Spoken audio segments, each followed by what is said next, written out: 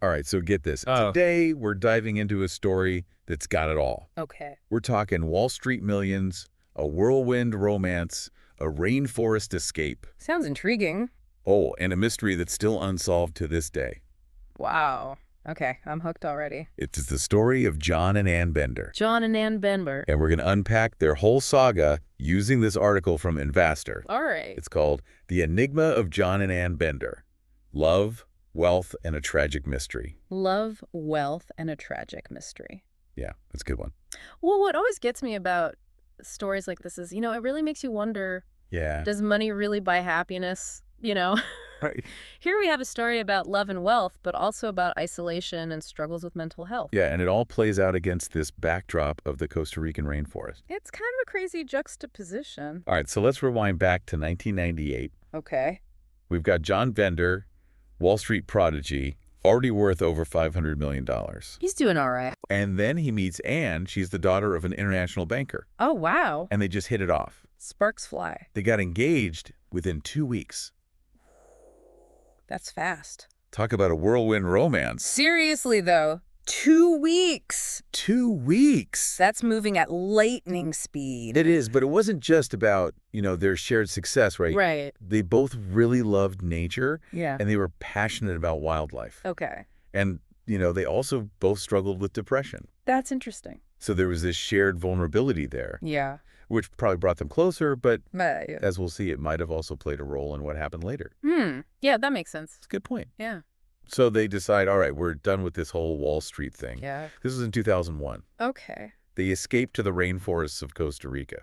Wow. What a change. I know, right? They buy this huge 5,000-acre plot of land. 5,000 acres. That's enormous. They had a big vision. They wanted to create a wildlife sanctuary called Boracay. So it wasn't just about escaping Wall Street. They wanted to do something good. Exactly. But get this. What? They didn't want just like a normal house. Okay. They wanted to build this 50,000 square foot mansion. But 50,000 square feet, that's like a palace. Yeah, but here's the kicker. It had no walls. No walls. What do you mean no wall? No walls. They wanted to be completely immersed in the rainforest. Whoa. That's wild. Like, imagine waking up to the sounds of the jungle, having exotic birds flying through your living room. I mean, on the one hand, that sounds amazing. Right. But on the other hand, can you imagine, no privacy? Seriously, what does that say about them? I know, right? It kind of makes you think about the impact of such a huge lifestyle change, Oh, totally. This isolation from their old world. Yeah. It could have made their mental health challenges even worse. Oh, for sure. Isolation can be tricky, especially if you're already struggling with depression. It really can. It makes you wonder, right? Was this move to Costa Rica really an escape? Or was it more like a Like what? gilded cage? Yeah, I see what you mean. It's a good question to think about. Definitely. Because their story, well, it takes a pretty dark turn. Oh. Yeah, on a night in January 2010, things went really wrong. Okay, what happened? John is found dead in their bedroom. Oh, no. He had a gunshot wound to the head. Oh, my gosh. And Anne, her story was that John, he was really depressed, brought a gun to bed. She tried to stop him, Okay. and it accidentally went off. Oh, so it was an accident. That's what she said. But reading the article, some things just didn't seem right. Like what? Well, the bullet's trajectory, it was off. What do you mean? It didn't match up with, a typical self-inflicted wound. Huh, that's odd. And that's not all. There's more. They found the gun on the opposite side of the bed from John's body. Oh, wow. And the spent cartridge, the empty shell. Yeah. It was 13 feet away. 13 feet. 13 feet. That doesn't sound like a struggle in bed. Yeah, it's strange, right? Definitely strange. But I don't know, maybe his body moved after the shot. Or something. It's possible, I guess. Right. But it gets even weirder. Weirder. How? They found gunpowder residue on a pillow near John's head. So what, like he was sleeping on it? Maybe. But it could also mean it was used as a silencer. A silencer? Wait. Yeah. That sounds a lot less like an accident. It does, right? It suggests that maybe someone wanted to make sure the gunshot wasn't heard. And, in cases like this, forensic evidence is so important. Right. It helps us figure out what really happened. So we've gone from Wall Street to a rainforest paradise, and now it's like a crime scene. Yeah, it's kind of a wild ride. And it's not just about the mystery of John's death, Right. There's also this whole thing with the local community. Oh, yeah. What happened? Well, even though they were trying to create this wildlife sanctuary, Uh-huh. tensions started building with the locals. In fact, there's this one part in the article that's really chilling. They were driving on this mountain road, Okay. and they got stopped by armed men. Whoa, that's scary. Yeah, it makes you think about, all the challenges of moving to a completely different culture, Definitely. especially when you're coming in with a lot of wealth. That can create some tension. And sometimes that desire to be secluded, To have control, yeah. it can backfire, Totally. especially if you're already dealing with other struggles. Right, it can push you further away from the help you need. Exactly. This is getting really interesting. I know, right? It just keeps getting more complicated from here. Can't wait to hear what happens next. So about these tensions with the locals and all the questions surrounding John's death, Yeah. well, the authorities started to suspect something wasn't right. Really? And then And then what? they charged Anne with murder. Oh, hold on. Yeah, things get pretty intense. So it's not just a tragic accident anymore. Not necessarily, no. This is getting crazy. It is, right? Their dream sanctuary, Yeah. it kind of turned into a prison. Oh, how so? Well, imagine this. Okay. You're living in this remote rainforest. Mm-hmm. You've just lost your partner. Yeah. And now Now what? you're being accused of murdering him. Wow. That's a nightmare. It is. And Borakayan, their sanctuary, Yeah.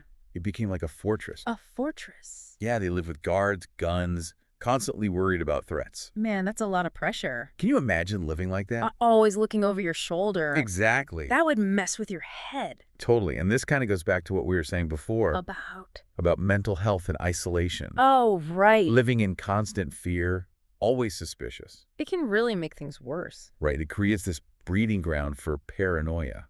That makes sense.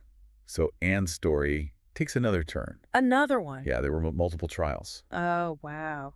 She was convicted in 2015. So they found her guilty.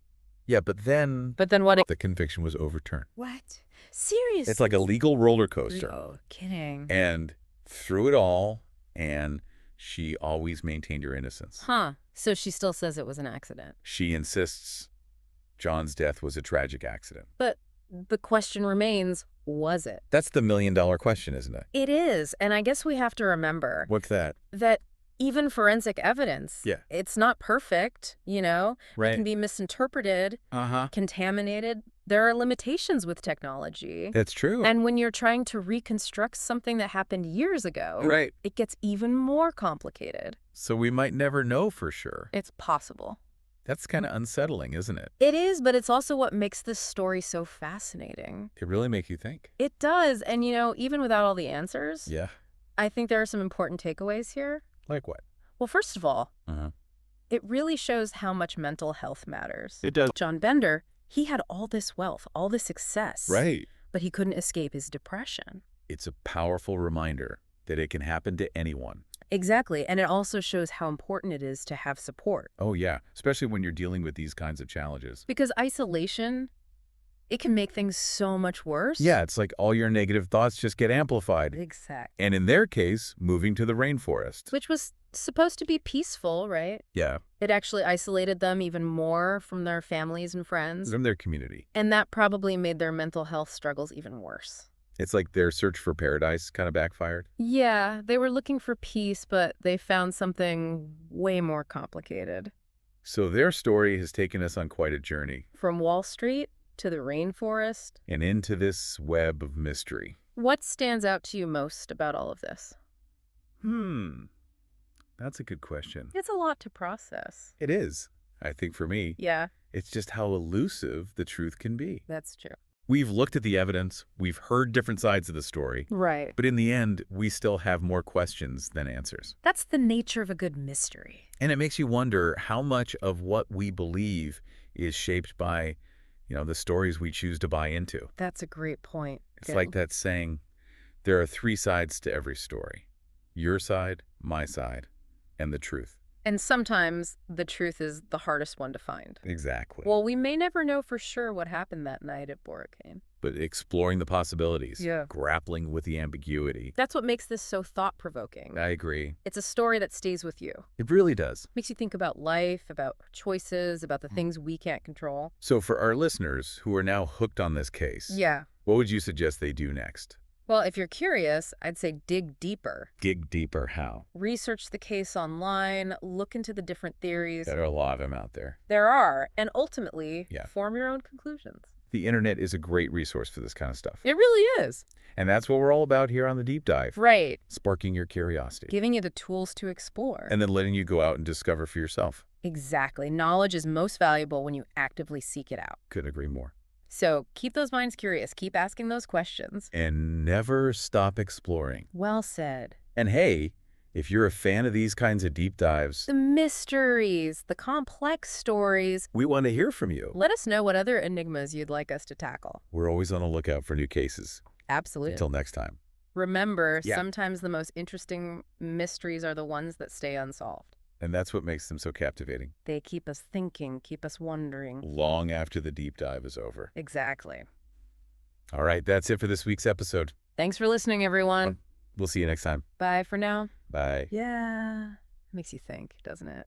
About cultural misunderstandings, Uh-huh. the challenges of fitting into a new community. Especially ones so different from their own. Right. Like, they came in with so much wealth Yeah. that probably didn't sit well with everyone. Definitely created some tension. And sometimes that desire for seclusion, Like to be in control. exactly, it can be a response to trauma, you know? Right. But for someone who's already struggling, Yeah. it can turn into a trap. Like it isolates you even more. Exactly. It pushes you away from the support you need. That's a good point. It is.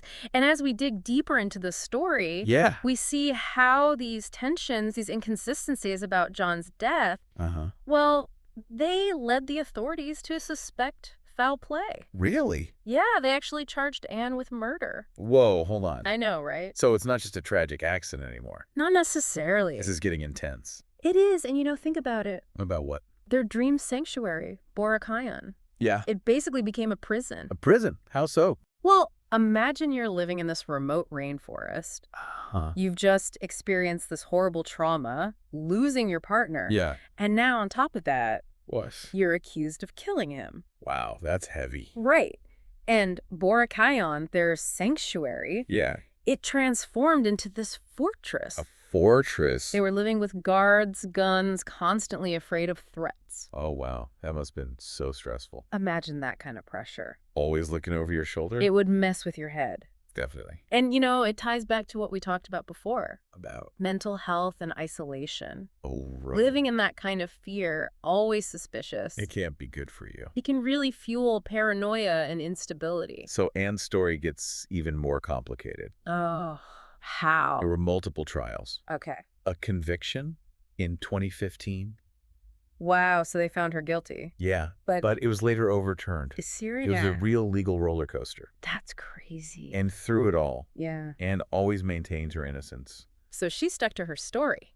That John's death was a tragic accident. But the question remains, Yeah. was it? That's what we're trying to figure out, right? And, we have to remember, Yeah. forensic evidence, it's not always the be-all and end-all. What do you mean? Well, it can be subject to interpretation, Hmm. contamination, Uh-huh. even limitations in technology. So it's not always foolproof. Right, and especially when you're trying to reconstruct something years later, Yeah. it's really hard to say for certain what happened. So we might be left with this unsettling possibility Yeah. that we'll never really know the full truth. That's the enigma at the heart of it all. That's kind of what makes it so compelling, though, right? It is. It challenges us to grapple with ambiguity To consider different perspectives, and to accept that sometimes the absolute truth remains elusive. even with all the information we have. Exactly. But, Yeah. even without all the answers, Mhm. I think there are still some really valuable lessons here. Oh, absolutely. What are some of the takeaways for you? Well, first and foremost, Yeah. it emphasizes the impact of mental health challenges. It does.